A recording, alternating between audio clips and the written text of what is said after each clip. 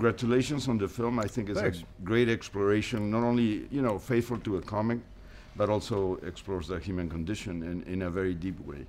I thought the director, Patty, did a great job combining, you know, the aspects of a blockbuster with the humanity of the story. Yeah.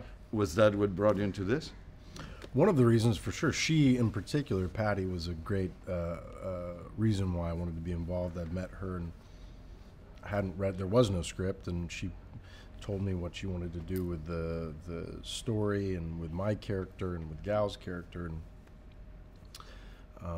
I like you, agree that, you know, within this genre, it's difficult to do something new, and usually you just see a bunch of people killing one another in outfits and blowing up cities, and, you know, like, I know there's a thing called Infinity War coming out, which is like, I don't really like Infinity War. We need more war for all time.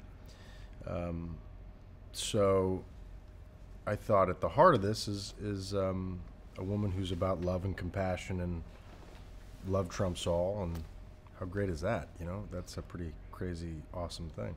Why do you think comics and film based on comics have such a influence in our culture for the last few years? I don't, sorry, I pulled a muscle in my neck, so I'm a little in pain, but I think it's probably because all of us at some point feel really vulnerable and scared, and we've felt that way since we've been alive on this planet. And superheroes represent armor. They represent the strongest parts of ourselves, the invincible parts of ourselves, the superhuman parts of ourselves. And it's so hard to be human. To be superhuman sounds maybe better. And we've always talked about gods, from the Greeks to the Romans to the whatever, the Egyptians. So we've always done this kind of thing. So it seems pretty, I guess, normal that we do it now. How do you jump from smaller films like Hell and High Water, which I love, to this humongous film? Do you approach this project the same way, or this kind makes you more nervous because there's much more money invested? Or I mean, it's all the same thing ultimately, but you know, this is a role that kind of requires you to just show up. It's not like I'm reading books, and I'm not, you know, in character all the time. You know, I show up and I have to fall in love with Gal, and so thankfully Gal's a pretty easy woman to fall in love with. That's very easy.